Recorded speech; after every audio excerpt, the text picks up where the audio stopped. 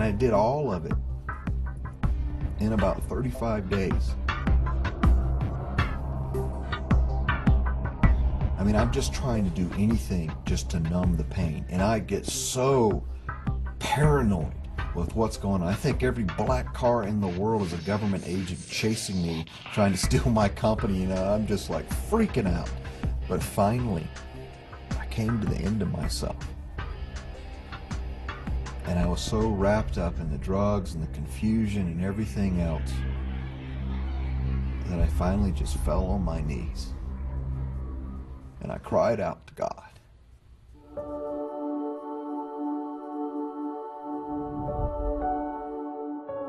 But I heard, call Corey. I didn't have any other Christian friends because I didn't hang out with a bunch of lying hypocrites. That was me. Here's what was running through my head. If I call Corey, I'm just going to get an earful of how I just stole everything from him and what are you calling me for and everything else. And I decided to pick up the phone and I called him. And I called him and I said, Corey, I'm dying. And I'm addicted to cocaine and a bunch of other drugs. And I need your help. All he said was, I'll be right there.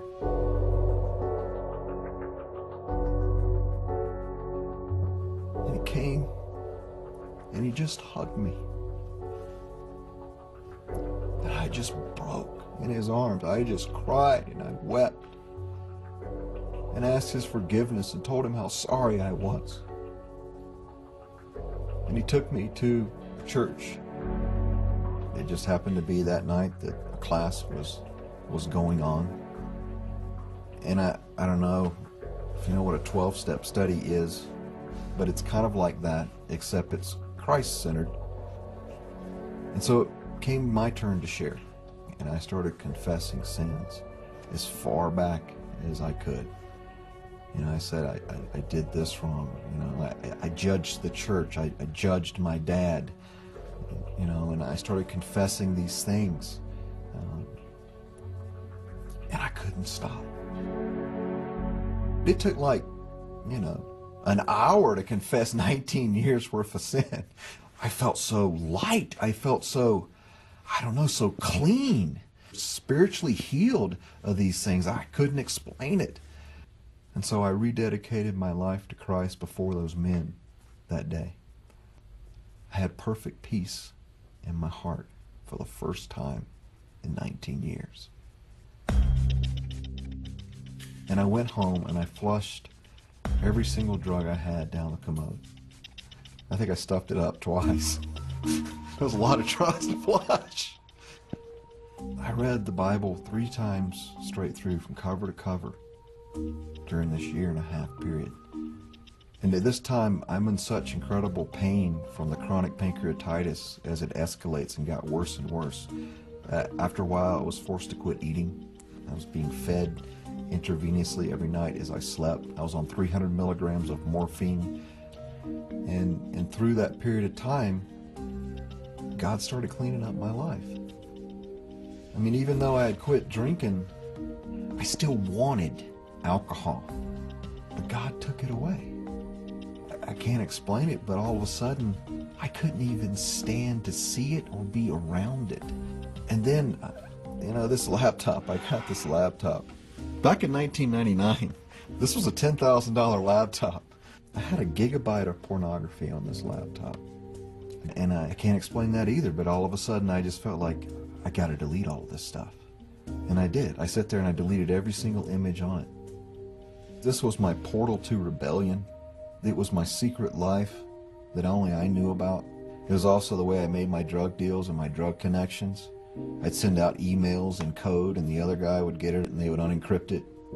I think it was my mechanism for escape. Because I could open that up, jump in that world, and in that world I was completely in control of everything. It all bowed down to me. I could make what I wanted when I wanted. I could score what I wanted when I wanted to score it. And now it's used for God. It's now not all about me. Now it's all about God in the laptop.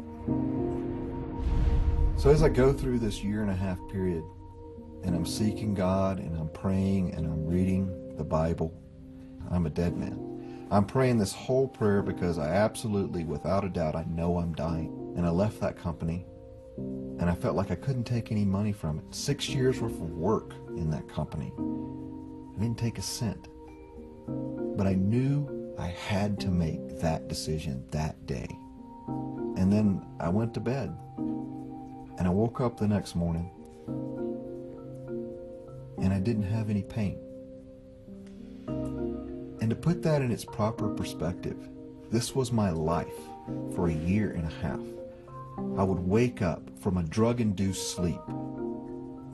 I would reach on my nightstand and I'd grab a tablet of morphine and I would take that. I also had liquid morphine that I would take, fill up the dropper and drop it on my tongue to break through so that the other pill just could work. And I would wait for the pain to subside enough that I could actually physically get out of bed. This morning it was different. I didn't have any pain. I still took all of the medication and did my routine. And that day passed, and another day I woke up. The next day, no pain. The next day, no pain. The next day, no pain. Then I'm starting believing. I'm like, Jesus Christ did something to me. What is going on? This is so weird. I don't have any pain. And I start believing, and I'm like going, I don't even need this medication anymore. And so I get off the morphine. I got off 300 milligrams of morphine in 2.5 weeks.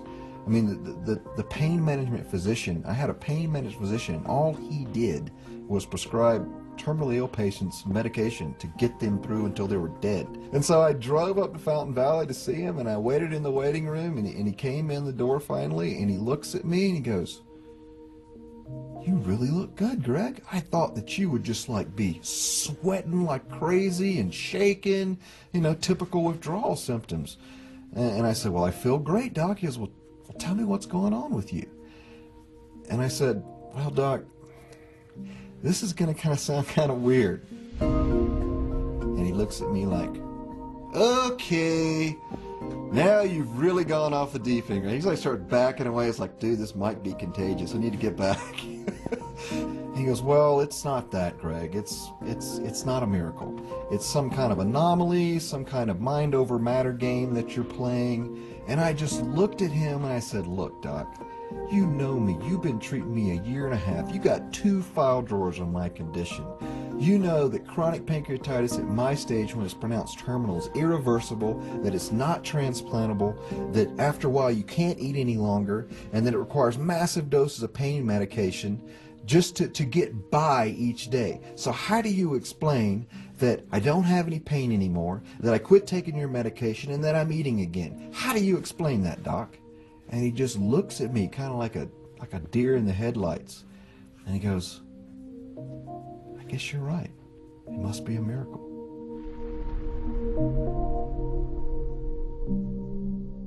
The process to forgive myself was really difficult, because it's one thing to ask for forgiveness from God and from others, and that's hard. But to forgive myself, it's constantly reading the Bible, where it says, my sins are as far as the east to the west, and that my sins are cast into the bottom of the sea, that they are forgotten by God. And I can't beat myself up on it, because if I'm constantly beating myself up on it, that's like nailing Jesus back to the cross. I don't run my life out of guilt. I do it totally out of love, out of gratefulness and thankfulness that I have been forgiven. Reconciliation is a tough road to hoe when you've gone through so much wreckage of the past. But all things are possible with God.